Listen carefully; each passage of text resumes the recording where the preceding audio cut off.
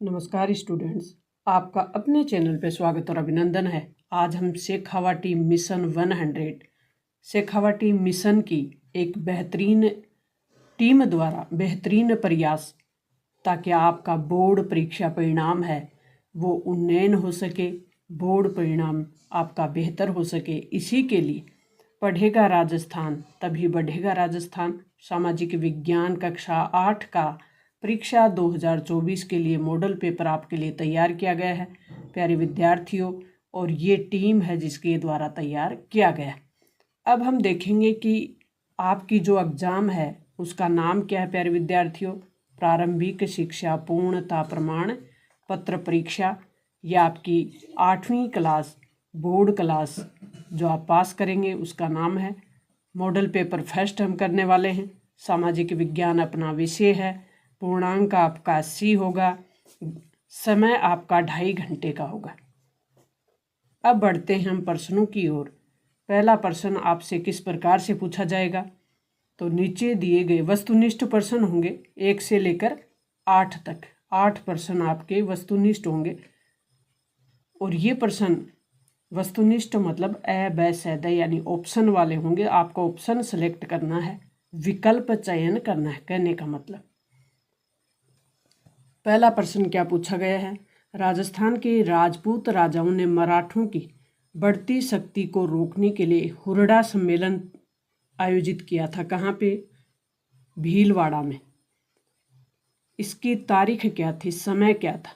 तो 22 अप्रैल 1934 था, 26 दिसंबर 1917 था, 1817 था, 17 जुलाई 1817 था और 17 जुलाई 1734 था। तो कौन सा ऑप्शन है वो सही है? तो द ऑप्शन यानी 4 नंबर का जो ऑप्शन है 17 जुलाई 1734 सही है। जेम्स मील द्वारा रचित पुस्तक का नाम क्या है? A history of Britain, a history of British India, history of France, a history of British America. इसमें से कौन सी थी उनकी बुक? तो history of British India. Birsa Raj का प्रतीक क्या था? बिरसा राज का प्रतीक लाल झंडा था या हरा या केसरिया या सफ़ेद? तो सफ़ेद झंडा था। नेक्स्ट प्रश्न पूछा गया कि भारत में प्रत्येक राज्य की सर्वोच्च अदालत को क्या कहा जाता है? तो प्यारे विद्यार्थियों, हमारी न्यायपालिका पिरामिड प्रकार की है। इस प्रकार से एकीकृत न्याय प्रणाली है हमारी। यहाँ सर्वोच्च न्यायालय सबसे ऊपर, देश का एक ही न्यायालय सर्वोच्च न्यायालय। फिर इसके जो भी अंडर में हैं वो हैं हाई कोर्ट, जिन्हें उच्च न्यायालय कहते हैं, और ये हर राज्य में होता है। तो हर राज्य की जो न्यायपालिका है उसको कहते हैं उच्च न्यायालय यानी हाई कोर्ट। उसके नीचे फिर अधीनस्थ न्यायालय होते हैं जो कि अपने तहसीलों में होते हैं। जिला न्यायालय होते हैं जिनको सत्र न्यायालय होते हैं, ये अधीनस्थ न्यायालय होते हैं सब। तो हमसे पूछा गया है कि प्रत्येक राज्य की सबसे ऊंची अदालत उच्च न्यायालय होता है, जिला न्यायालय होता है, या अधीनस्थ न्यायालय होता है, या उच्चतम न्यायालय होता है। उच्चतम न्यायालय को सर्वोच्च न्यायालय को कहते हैं, अभी हमने बात की। उच्च न्यायालय को हाई कोर्ट कहते हैं, जिसकी हमने अभी बात की। तो अभी आप उत्तर बता सकते हैं कौन सा उत्तर सही है। तो आप जल्दी बताने का प्रयास करें कौन सा उत्तर आपका सही है।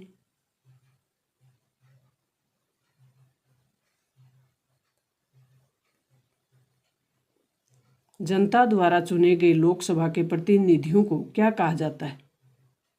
एक तो होते हैं विधायक, आपने सुना होगा, और एक होते हैं सांसद।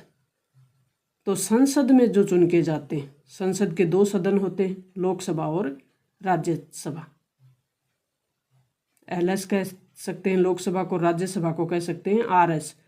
तो लोकसभा और राज्यसभा के जो सदस्य होते हैं उनको क्या कहते हैं वो बताना। सरपंच कहते हैं, पार्षद कहते हैं, सांसद कहते हैं, मुख्यमंत्री कहते हैं। तो क्या कहते हैं? सांसद। अनवीकरणीय संसाधन के उदाहरण बताने। एक तो होता है नवीकरणीय और एक होता है अनवीकरणीय। नवीकरणीय वो होते हैं जिन्हें पुनः बनाया जा सकता है, और अनवीकरणीय वो होते हैं जो एक लिमिट में हमारे पास उपस्थित है, हमारे पास उनकी मात्रा लिमिट में है और वो एक समय के बाद खत्म हो जाएंगे तो उन्हें पुनः नहीं बनाया जा सकता, उन्हें कहते हैं अनवीकरणीय। तो अनवीकरणीय कौन से हैं? पेट्रोल, कोयला, प्राकृतिक गैस या उपर्युक्त सभी। तो अनवीकरणीय संसाधन कौन से हैं? उपर्युक्त सभी। प्राकृतिक ये अनवीकरण संसाधन क्यों कहलाते हैं? क्योंकि ये हमारी धरती के नीचे एक सीमित मात्रा में बहुत दाब और ताप से बनते हैं और सीमित मात्रा में हैं। इनका उपयोग हम एक लिमिट से बाहर करेंगे तो ये बहुत जल्दी ख़त्म हो जाएंगे, इन्हें दोबारा नहीं बनाया जा सकेगा, इसलिए अनवीकरणीय हैं। और फिर पवन ऊर्जा है, सौर ऊर्जा है, ये हैं नवीकरणीय। प्राकृतिक संसाधन का उदाहरण क्या है? प्राकृतिक यानी प्रकृति के द्वारा जो संसाधन मिलते हैं, जैसे मशीन है, ये तो मानव द्वारा बनाई जाती है। कार है, ये भी मानव द्वारा बनाई जाती है, प्रकृति ने हमें दी हो।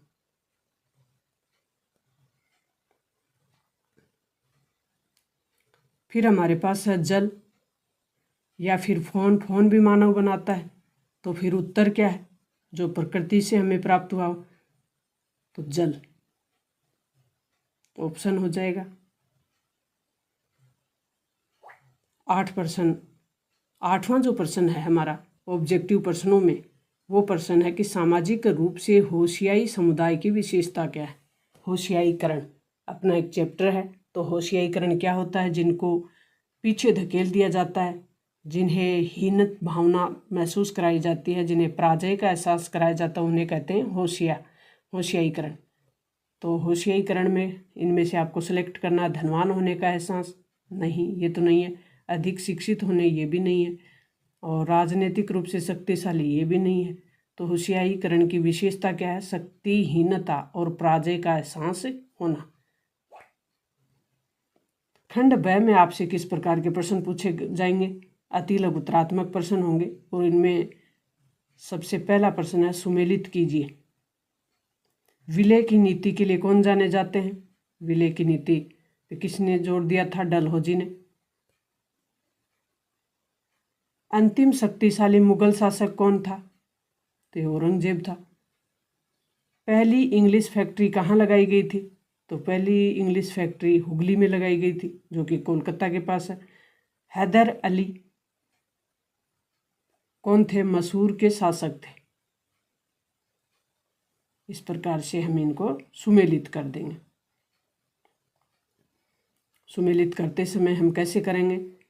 ए के साथ क्या है? बी है। 2 के साथ क्या है? ए है। और 3 के साथ क्या है? डी है। और 4 के साथ क्या है? सी है। तो बी ए डी सी। हाँ या ना में उत्तर देना है। 10 का प्रश्न है वो हाँ या ना में उत्तर देना। आपको मनुष्य एक विशिष्ट प्रकार का संसाधन है, तो बिल्कुल यस।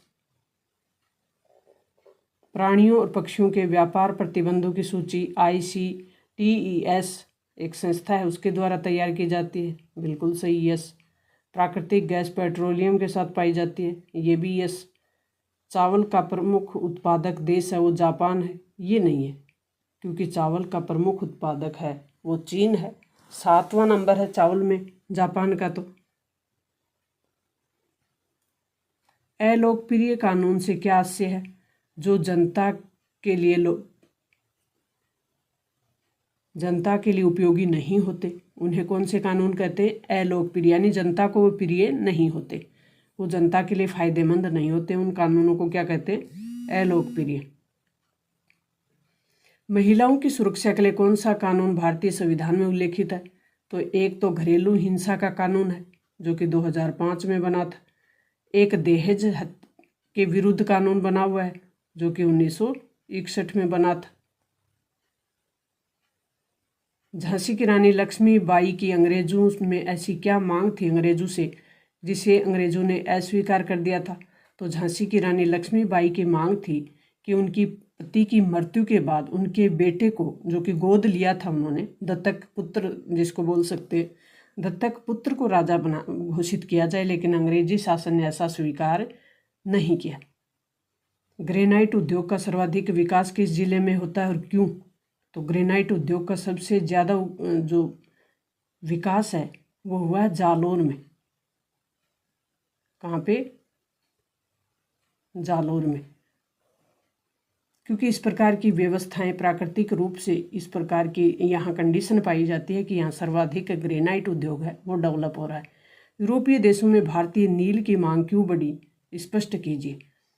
क्योंकि भारतीय जो नील था उसकी क्वालिटी बहुत अच्छी थी, गुणवत्ता में बेहतर होने के कारण यूरोपीय देशों में, ब्रिटेन और उसके आसपास के जितने भी यूरोप महाद्वीप के देश थे वहाँ भारतीय नील की बहुत अधिक मांग रहती थी, क्योंकि भारत का नील था वो क्वालिटी में बेस्ट था, अच्छा था। चलवासी पशु चारण से आप क्या समझते हैं, विस्तार से समझाइए। तो चलवासी पशु चारण का मतलब होता है कि जो पानी और चारे के खोज में अपने पशुओं को लेकर एक जगह से दूसरी जगह पे जाते रहते हैं, उनको कहते हैं चलवासी पशु चारण। यानी जो पशु एक ही जगह नहीं चराते, वो अलग अलग जगह को बदलते रहते हैं। स्वामित्व के आधार पर उद्योगों का वर्गीकरण, तो निजी उद्योग और सार्वजनिक उद्योग। तो निजी उद्योग तो किसी व्यक्ति विशेष के नियंत्रण में होता है, और सार्वजनिक उद्योग वे उद्योग होते हैं जो सरकार द्वारा चलाए जाते हैं।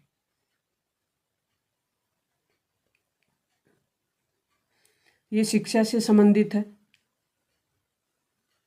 कि क्या आप बता सकते हैं कि प्राथमिक स्कूलों में दाखिला लेने वाले बच्चों में लगभग 50% जो बच्चे हैं वो 13 से 14 साल की उम्र तक पहुँचते पहुँचते स्कूल छोड़ चुके होते हैं। तो इस स्थिति के कारण क्या है? तो इसका प्रमुख कारण है वो ड्रॉप आउट है, कि बच्चे एक समय के बाद एक स्कूल से ड्रॉप आउट हो जाते हैं, स्कूल छोड़ चुके होते हैं। देसी स्कूलों में शिक्षा स्थानीय आवश्यकताओं के लिए काफ़ी अनुकूल थी। कैसे, कोई विशेषता बतानी है? तो देसी स्कूलों की शिक्षा व्यवस्था बतानी है आपको यहाँ। फौजदारी कानून और दीवानी कानून के बारे में आप क्या समझते हैं? 19 का प्रश्न है। और इसमें से कानून की शाखा कौन सी होगी, अपनाई जाने वाली जो प्रक्रिया है वो कौन सी होगी? तो निजी जो भी आपके कारण होते हैं उनमें कौन सी सजा दी जाती है? इसके लिए हम देख सकते हैं कि दीवानी मामले होते हैं वो निजी गलतियों से संबंधित होते हैं, जबकि फौजदारी मामले होते हैं वो सार्वजनिक गलतियों से संबंधित होते हैं। और कानूनी भाषा में दीवानी मामले केवल पार्टियों से संबंधित ही होते हैं। नेक्स्ट प्रश्न पूछा गया है वो है कि संविधान के कोई 2 उद्देश्य बताने जो लोकतांत्रिक शासन हो या राजतंत्रात्मक शासन प्रणाली, दोनों के लिए ही आवश्यक हो। तो संविधान के 2 उद्देश्य होने चाहिए कि वो जन कल्याणकारी हो, शासन चाहे लोकतांत्रिक हो या राजतंत्रात्मक हो। तो जन कल्याणकारी शासन होना चाहिए, जनता के हित में फैसले लेने वाला होना चाहिए, जनता के विकास के लिए काम करने वाला हो। आदिवासियों के विस्थापन के कोई 2 कारण बताने। तो कोई जो सरकार उद्योग लगाती है तो आदिवासियों को वहाँ से विस्थापित करती है, ये कारण होते हैं। फिर आदिवासियों को उनकी जगह से विस्थापित करने का दूसरा कारण होता है कि वहाँ कोई बड़ा प्रोजेक्ट आ रहा हो तो भी वहाँ से, या कोई निजी कंपनी लगा रहा हो तो भी, बहुराष्ट्रीय कंपनी लगाई जा रही हो तो भी आदिवासियों को वहाँ से हटा दिया जाता है। राजस्थान के मानचित्र में आपको भरना जैसलमेर, अलवर, जोधपुर, चित्तौड़गढ़। तो मानचित्र पे भी हम एक वीडियो बना लेंगे। नीचे दिए गए हैं कुछ प्रश्न और इनके आंसर देने हैं आपको, प्रश्नों के उत्तर। 1857 की क्रांति के प्रमुख कारण क्या थे? तो 1857 की क्रांति के आपको कारण पता है? 1857 की क्रांति में प्रमुख कारण था कि भारतीय सैनिकों के साथ असमान व्यवहार किया जाता था। उच्च पदों पर नियुक्त करने से भी इनको दूर रखा जाता था। भारतीय सैनिकों को उच्च पदों पर नियुक्त नहीं किया जाता था। यूरोपीय सैनिकों की तुलना में इनको कम वेतन दिया जाता था। डाकघर अधिनियम पारित कर निःशुल्क डाक सेवा भी समाप्त कर दी थी। 1857 के विद्रोह के प्रमुख कारण ये थे, और तत्कालिक कारण था वो था चर्बी लगे कारतूसों का मुद्दा। नेक्स्ट प्रश्न है कि जलियांवाला बाग हत्याकांड के बारे में अपने विचार प्रकट कीजिए। यहाँ किस प्रकार के अत्याचार हुए? तो घटना 13 अप्रैल की है, अप्रैल 1919 की है। पंजाब के अमृतसर के जलियांवाला बाग एक जगह है अमृतसर में, वहाँ पे शांतिपूर्ण तरीके से आंदोलन चल रहा था। उस पे जनरल डायर नाम का एक अंग्रेज अधिकारी है, वो सैनिकों को गोली चलाने का आदेश दे देता है। तो निर्दोष लोग, क्योंकि उस बाग से निकलने का रास्ता सिर्फ एक ही था, तो लोग निकल नहीं पाए और लोगों को गोलियों से भून दिया गया। तो ये बहुत बड़ा कांड था जलियांवाला बाग हत्याकांड। दांडी मार्च से आप क्या समझते हैं? तो दांडी मार्च गांधी जी ने साबरमती आश्रम से शुरू की थी। कहाँ से शुरू की थी? साबरमती आश्रम से। साबरमती कहाँ पे है? साबरमती गुजरात में है। और कहाँ तक चली थी? दांडी समुद्र के तट पे है। तो साबरमती से दांडी तक गांधी जी ने नमक कानून को तोड़ने के लिए की यात्रा की थी 1930 में। इसी को कहते हैं दांडी मार्च। और समुद्र के किनारे दांडी पहुंचकर गांधी जी ने नमक कानून की अवहेलना की थी, नमक कानून को तोड़ा था। निम्नलिखित पर टिप्पणी लिखिए। सतत पोषणीय विकास, ऐसा विकास जिसमें भविष्य की पीढ़ियों को ध्यान में रखकर या भविष्य को ध्यान में रखकर विकास किया जाता है, उसे कहते हैं सतत संपोषणीय विकास, जिसको इंग्लिश में बोलते हैं सस्टेनेबल डेवलपमेंट। कौन सा विकास? Sustainable development. जल संरक्षण के उपाय बताने, तो जल बचाने के लिए जल का उपयोग हम बेहतर तरीके से कर सकते हैं, विवेकपूर्ण तरीके से उपयोग करेंगे, काम में लेंगे उसको। फिर उसके लिए छतवर्षा जल संग्रह की विधि को अपना लेंगे। जल संरक्षण के लिए हम फव्वारा सिस्टम का उपयोग करेंगे। अथवा में प्रश्न पूछा गया है कि विश्व के विभिन्न भागों में जनसंख्या वितरण असमान पाया जाता है, क्योंकि कारण सहित वर्णन कीजिए। तो सभी जगह पे एक जैसी जनसंख्या नहीं पाई जाती, आपको ध्यान हो, क्योंकि जनसंख्या वितरण कई फैक्टर से प्रभावित होती है, कई तत्वों से प्रभावित होती है। जहाँ रोजगार के साधन होंगे वहाँ लोग ज़्यादा बसेंगे, जहाँ फैक्ट्रियाँ लगी हुई होंगी वहाँ लोग ज़्यादा बसे हुए होंगे, जहाँ पहाड़ी क्षेत्र होगा, विकट परिस्थितियाँ होंगी, लोगों के रहने के लिए अच्छी व्यवस्था नहीं होगी, तो वहाँ लोग कम बसेंगे। समतल मैदानी भागों में लोग ज़्यादा बसेंगे, नदियों के किनारे लोग ज़्यादा बसेंगे, क्योंकि वहाँ पे लोगों को रोजगार भी मिलेगा और जो पानी की भी व्यवस्था होगी, खाद्यान्न की भी व्यवस्था होगी, अन्न को उपजा सकेंगे वो वहाँ पे। अंतर सामुदायिक वर्चस्व और अंतर सामुदायिक वर्चस्व से आप क्या समझते हैं? दोनों को परिभाषित कीजिए। नेक्स्ट प्रश्न है धर्मनिरपेक्षता की अवधारणा को स्पष्ट कीजिए। भारतीय संविधान में धर्मनिरपेक्षता किन बातों का ख्याल रखती है? तो धर्मनिरपेक्षता का मतलब होता है सरकार की नज़रों में सभी धर्म बराबर होना। भारत में मुख्य धर्म है हिंदू, मुस्लिम, सिख, ईसाई, जैन, बौद्ध, पारसी, ये सब धर्म है और राज्य की नज़र में बराबर है। इसे कहते हैं धर्मनिरपेक्षता। तो हम देखेंगे अंतर सामुदायिक वर्चस्व क्या होता है। तो अंतर सामुदायिक का मतलब होता है दूसरे समुदायों के ऊपर वर्चस्व करना, और अंतर सामुदायिक वर्चस्व का मतलब होता है एक समुदाय के अंदर ही वर्चस्व को स्थापित करना। ये अंतर है इनमें।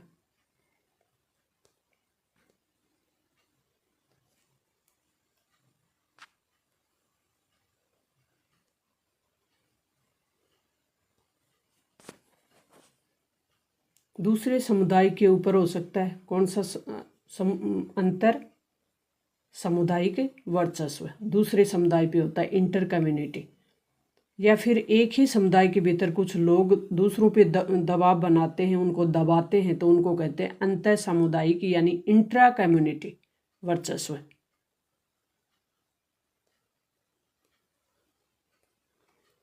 नेक्स्ट प्रश्न है कि राजस्थान में सड़क परिवहन का विस्तार से वर्णन कीजिए। तो राजस्थान में सड़क परिवहन है, उसमें आपको स्टेट हाईवे, नेशनल हाईवे, इनको बताते हुए विस्तार से वर्णन करना है। किस प्रकार से परिवहन के साधन हैं राजस्थान में वो भी बताने हैं। हम पर्यटन को बढ़ावा क्यों देते हैं? पर्यटन के महत्व को स्पष्ट कीजिए।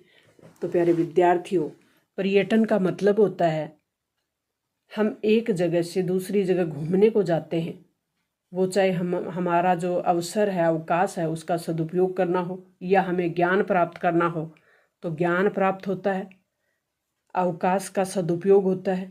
तो पर्यटन को हम महत्व क्यों देते हैं, बढ़ावा क्यों देते हैं? क्योंकि ये हमारे सीखने में मदद करता है। हम बहुत सी चीज़ें, घर से बाहर निकलते हैं तो बहुत सी चीज़ें हम सीखते हैं, तो इसलिए पर्यटन का महत्व है वो हमारे जीवन में बहुत ज़्यादा है। ये हमारे ज्ञान को बढ़ाते हैं। हम एक दूसरी जगह पे जाते हैं तो बहुत कुछ सीखते हैं वहाँ से।